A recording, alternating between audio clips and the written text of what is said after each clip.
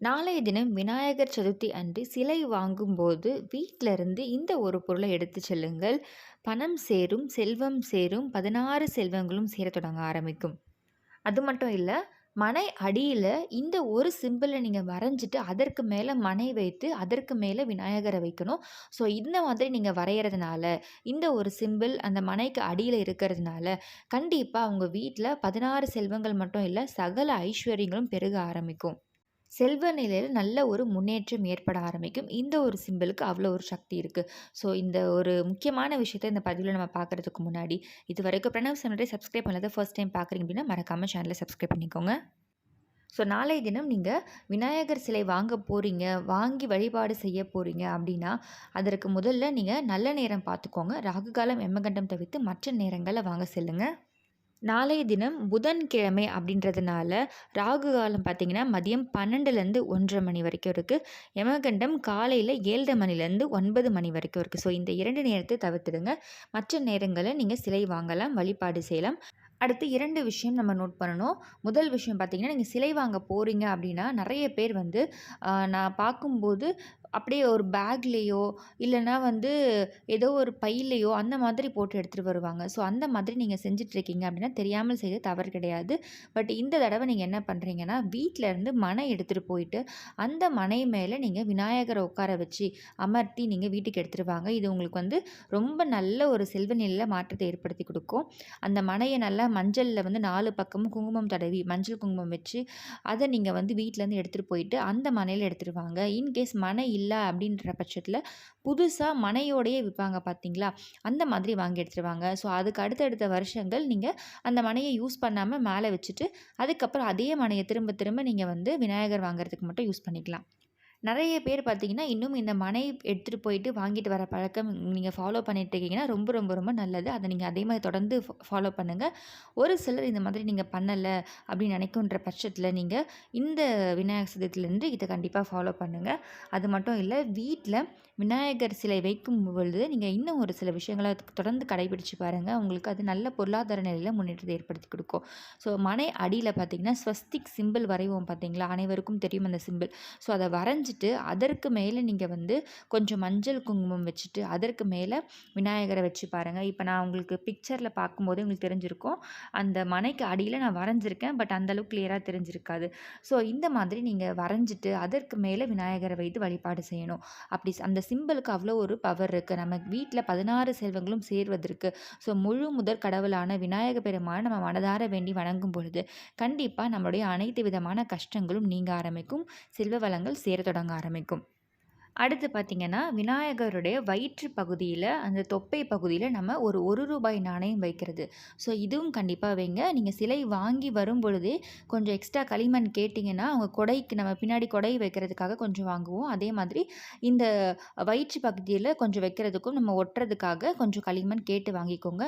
இதுவும் நீங்க வந்து தொடர்ந்து ஃபாலோ பண்ணிட்டுருக்கீங்கன்னா ரொம்ப ரொம்ப நல்லது. நான் இது வந்து ஒரு சிலருக்கு தெரியல. ரூ. 1 நாணயமெல்லாம் வைக்காம அப்படியே விநாயகர் சிலைய வைத்து நெறைய பேர் வழிபாடு செய்றீங்க. ஸோ அவங்களுக்காக தான் இந்த ஒரு முக்கியமான ஒரு ஒரு விஷயத்த நான் உங்களுக்கு ஷேர் பண்ணியிருக்கேன். நீங்க ஆல்ரெடி செஞ்சுட்ருக்கீங்கன்னா ரொம்ப ரொம்ப ரொம்ப நல்லது. தெரியாதவங்களுக்கு பயன்படும் அப்படின்றதுக்காக தான் இந்த விஷயத்த நான் உங்களுக்கு ஷேர் பண்ணியிருக்கேன். ஸோ இது மட்டும் இல்ல, எளிமையா நம்மளால என்ன நெய்வேத்தியம் வைக்க முடியுமோ, அத வைத்து நீங்க வழிபாடு செய்யுங்க. நெறைய செய்யணும் அப்படின்ற அவசியம் கிடையாது. உங்களால என்ன முடியுமோ அந்த நெய்வேத்தியம் வைங்க. கொஞ்சமா சுண்டல், அதே மாரி ஸ்வீட் செய்ய முடியலனாலுமே கொஞ்சம் நாட்டு சர்க்கரை, இல்ல வெல்லம் கூட நீங்க வைக்கலாம். இத நீங்க குறிப்பா மண்பாங்கான இடம், மரத்துக்கு அடியில கொஞ்சமா இந்த விநாயகர் சதுர்த்தி அன்று நீங்க தூவி விடுங்க. அங்க எறும்புகள் அது வந்து சாப்பிடும். ஸோ இந்த அந்த நாட்டு சர்க்கரை, வெல்லம் இத வந்து நீங்க எறும்புகளுக்கு கண்டிப்பா விநாயகர் சதுர்த்தி அன்று தூவி விடுங்க. அத சாப்பிடும் பொழுது உங்களுடைய கர்ம வினைகள் அனைத்தும் தீர ஆரம்பிக்கும். உங்களுடைய பிரச்சனைகள் அனைத்தும் குறைய ஆரம்பிக்கும். இன்கேஸ் நீங்க வந்து வீட்ல இருக்கக்கூடிய விநாயகர நான் வைத்து வழிபாடு செய்றேன் அப்படின்ற பட்சத்தில, நீங்க எப்பொழுதும் போல உங்களுடைய வழிபாடுகள செய்யலாம். ஸோ நீங்க இதற்கு எந்த ஒரு விதிமுறையும் கடைப்பிடிக்க வேண்டிய அவசியம் கிடையாது. நம்ம வீட்ல இருக்கக்கூடிய விநாயகர் ஃபோட்டோ, இல்ல சிலை இருக்குன்னா, அத வைத்து வழிபாடு செய்யலாம். அதே மாதிரி குறிப்பா நீங்க வெத்தல பாக்கு, பூ பழம்லாம் வைப்போம். ஸோ அப்படி வெத்தல பாக்கு 2 வாழைப்பழம் வைக்கும் பொழுது, அதில தட்சணையா ஒரு ரூ. 1 நாணயம் வைத்து வழிபாடு செய்யுங்க. ஸோ இந்த ரூ. 1 நாணயம் அந்த வெத்தலையில வைக்கும் பொழுது, கண்டிப்பா நீங்க ஏதாச்சும் ஒரு வேண்டுதல் வச்சுட்டு அந்த ரூ. 1 நாணயத்த விநாயகர் முன்னாடி வைத்து வழிபாடு செய்யுங்க. அதுக்கப்புறமா நீங்கள் எப்போ விநாயகர் கோயிலுக்கு போகிறீங்களோ அப்போ அந்த ₹1 நாணயத்தை உண்டியலில் செலுத்திடுங்க. ஸோ உங்களுடைய வேண்டுதல் ஏதாச்சும் ஒரு வேண்டுதல், முக்கியமான வேண்டுதலை நீங்கள் மனதார வேண்டிட்டு அந்த ₹1 நாணயத்தை நீங்கள் தட்சணையாக வைங்க. ஸோ அடுத்து உங்களால் முடியுன்ற பட்சத்தில் கொஞ்சமாக தேன் வைங்க.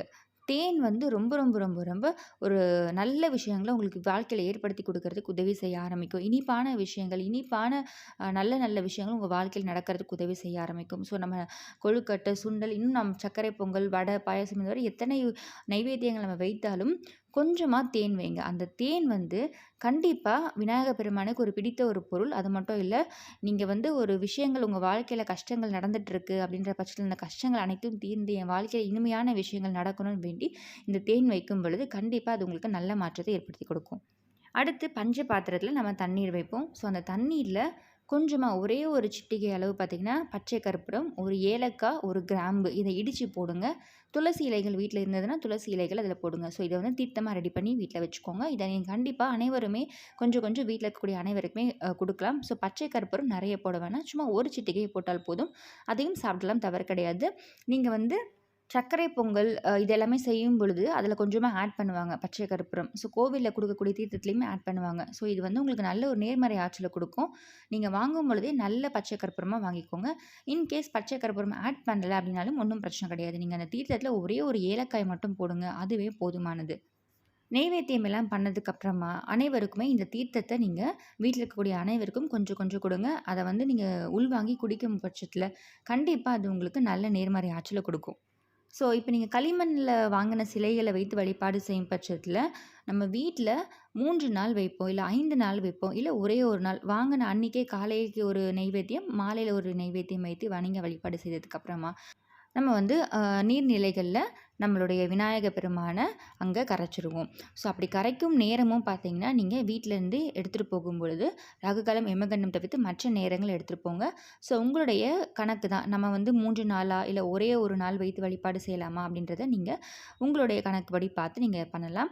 அதே மாதிரி இப்போ 3 நாள் அப்படின்ற பட்சத்தில் புதன், வியாழன், வெள்ளி 3 நாள் இருப்ப வெள்ளிக்கிழமை வருது. ஸோ வெள்ளிக்கிழமை நம்ம வேண்டாம், விநாயகரை வந்து வெளியே வந்து கரைக்க வேணாம்னு நினைக்கிறவங்க நீங்கள் சனிக்கிழமை காலையிலேயே கூட கரைக்கலாம். ஸோ அப்படி இல்லைனா ஒரே ஒரு நாள் வைத்து வழிபாடு செய்துட்டு நீங்கள் வந்து மாலை வேளையில் எடுத்துகிட்டு போயிட்டு கற்பூரம் ஏற்றிட்டு அதுக்கப்புறமா, அதாவது நீங்கள் வீட்டிலேருந்து கற்பூரம் எல்லாமே எடுத்துகிட்டு போயிடுங்க. எங்கே வந்து கரைக்க போகிறீங்களோ, எங்கே வந்து ஆற்றுலையோ இல்லை ஓடும் நீர்நிலைகளை விட போகிறீங்களோ அங்கே விநாயகர் பெருமானை கிழக்கு பார்த்து வச்சுட்டு கற்பூரம் ஒன்று ஏற்றி அந்த கற்பூரம் குளிர்ந்ததுக்கப்புறமா நீங்கள் வந்து விநாயகர் பெருமானை எப்பொழுதும் போல் நம்ம கரைக்கலாம். ஸோ இந்த மாதிரி நீங்கள் செய்து பாருங்கள். ஆல்ரெடி நிறைய பேர் நம்ம இந்த மாதிரி ஃபாலோ பண்ணிகிட்ருப்போம். அப்படி ஃபாலோ பண்ணிகிட்டு இருக்கவங்க தொடர்ந்து அதே செய்யுங்க.